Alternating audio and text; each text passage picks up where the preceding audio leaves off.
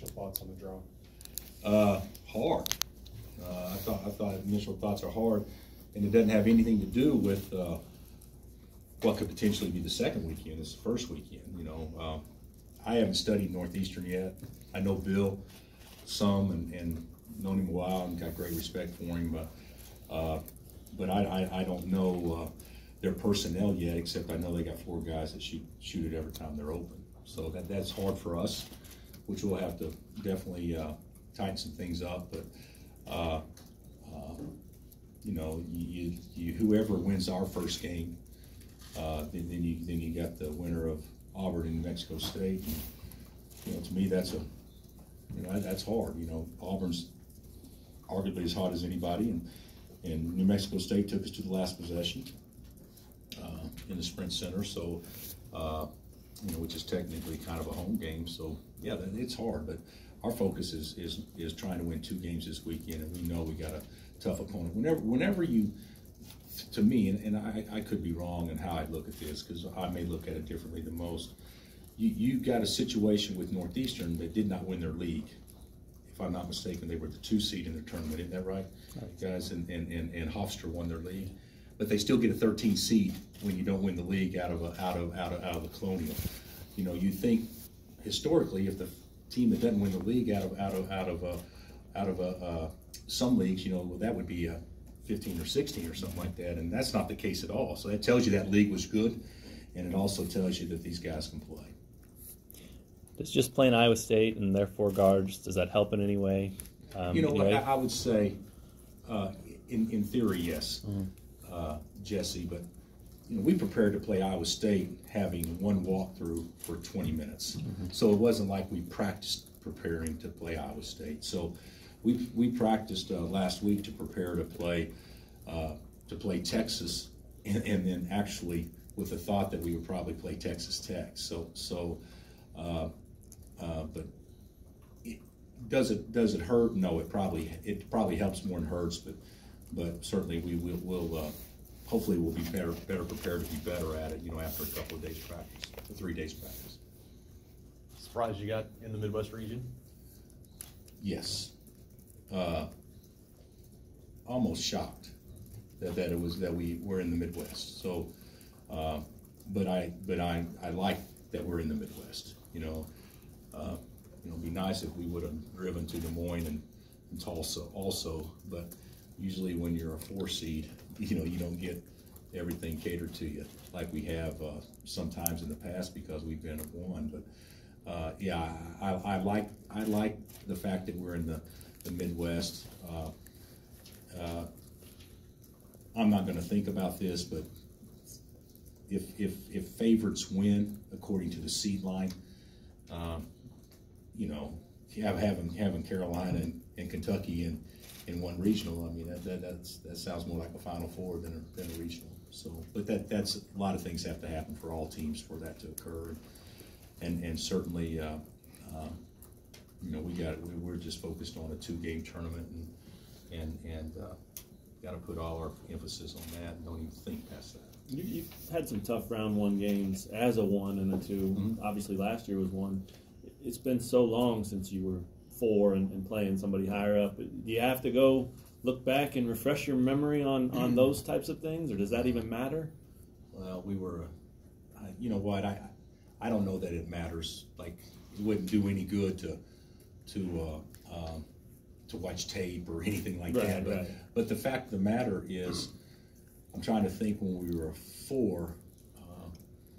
We were a 4 and lost to Bradley. We were a 4 and beat Illinois Chicago. Isn't that right? And that's the only times we've been 4s, if I'm not mistaken. But there may be something to that because we were a 4 and lost to Bradley, and we were starting 3 freshmen and 2 sophomores. And so, you know, as young as we are, there's probably some things that we can think back to maybe avoid some of the intangible things that don't have anything to do with basketball to help us with that situation.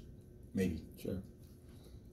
Yeah, you mentioned potentially UNC, Kentucky, and Kansas City. You think that's really fair for a 1 seed to potentially have to come to Kansas City and maybe play you? I'm not going to get into that, but I would say that you know, to me, if you win 2 games in the tournament, you know you're going to play a really good team, and you know it's probably going to be a neutral deal in a situation like that. But this won't be a neutral deal if everybody advances. And you throw Iowa State in, if they advance, I mean, they'll have more fans there than anybody. So it's I still think what wins more than anything is talent and talented players playing together at the right time. But certainly we had an opportunity to play Carolina the first weekend in Kansas City, and that was a pretty significant advantage for us at that particular time. But Coach, that's getting way ahead of what we should be thinking about. Coach, this is your 67th NCAA tournament, 21st year. You got 67th tournament or 67th game? Tournament game. Good. You're old, not that young.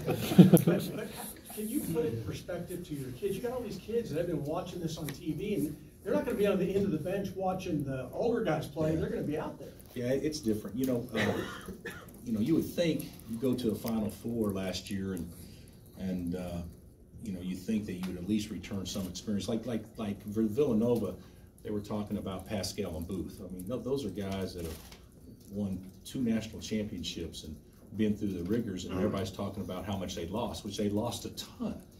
And here we are, not by all through graduation and guys leaving early. 2 guys that have even participated are Marcus and Mitch. And so this is new for everybody. So, yeah, but the biggest thing is to have fun, enjoy it, and it's a reward of guys doing a good job on every team throughout the course of the season, and we need to approach it that way and try to play as free as we possibly can. Has anybody on the team been to Utah, and when were you last there? I can't speak to, I didn't get a chance to ask every individual if they've ever passed through there, but I would venture to guess the vast majority have not. And I've been to, I think it's probably been 4 weeks since I've been to Utah. So you know, I went recruiting up there not too long ago. So I'm a vet when it comes to you know, the city and cultures and all those things. It is what it is, but is there any advantage to a younger team with no experience in the tournament being a lower seed and not having that top seed pressure that comes with that? I think that I think with the 1 seed, whether you want to admit it or not, that there comes with pressure if you haven't ever dealt with it before, because everybody else believes they're playing with house money, and you believe you have to do something. So yeah, it could help us. You know, I'll certainly you know, look at it from that perspective. But when you're a lower seed, then obviously competition is also greater too, at least, you know, in the first round game. So yeah, I we'll look at it that way. But I'm excited for our guys to see how they react. And like I said yesterday, I haven't watched all the game from last night. We did a lot of things pretty well yesterday that didn't come out looking well.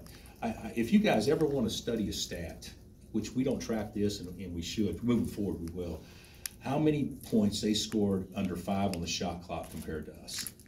And I'll bet you it was 25-6, something like that yesterday. So there's some things that, you know, we've got to do a better job of, obviously, but, you know, we actually guarded them decent for, you know, 25 seconds of most shot clocks, and eliminated transition and got the ball where we wanted it for the most part. So I don't think that, I think that one of the announcers I was just saying, they said we were limping home. And I could see how somebody could say that if they look at the scores, you know, the Texas Tech score and the Oklahoma score. But, you know, this team's won 8 of our last 11. And that's after going through a whole bunch of stuff. And we're close to getting it, even though we haven't quite got it yet. But so that tells me that there's still a great opportunity for our best to still be ahead of us. What do you make of that in your region? You've already faced 4 of those teams in that group. Well, well, you know what, I hadn't even got past the our side, so you know the only one I thought of was obviously New Mexico State, but certainly, you know, Iowa State, and certainly Kentucky, and who was the other one? Mexico State. Oh, well, that's just three. Mexico State, Wofford. Oh, Wofford. Okay. So yeah, so it's obviously you know, that could help us some. I don't know, but it only helps you if you play them, and certainly we got a lot of work to do before we get opportunity to play those folks. Big 12 do okay, or are you surprised by the number of teams that got in? No, I wasn't surprised at all, but I was disappointed.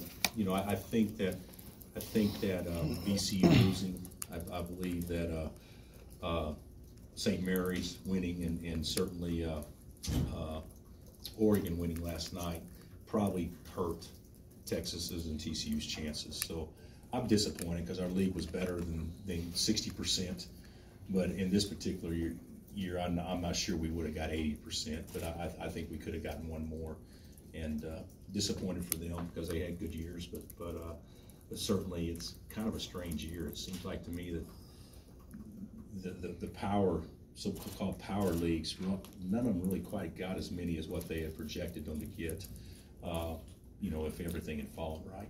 So, Sort of along those lines, did you ever think you'd see one conference get 3 of the 4 1 seeds? Probably. Has it happened? I don't even know. Yeah, Did it happen in '85, Larry? I know they had 3 from one conference in the Final Four. So it may be the first time ever. But if you really study it, I think that the committee probably got it right. You know, if Kentucky had won that tournament, I think that they could have easily been a 1 seed, and deservedly so. But it's hard to, you know, it's hard to put a team that's a #1 overall seed in the tournament, and then have another team that beat you 2 out of 3, and the one they lost to was a coin flip game that a tip in goes in, and they, you know, they could have beat you 3 times. And so to me, I think they probably got it right as far as the teams that were the best from the start to the finish. But there's some teams obviously that wasn't there, i.e. Michigan State, Tennessee can beat anybody. Anybody on the 2 line can beat anybody, but somebody would have been disappointed regardless. I don't think it was a slam dunk, but I do think they got it right. Anything else?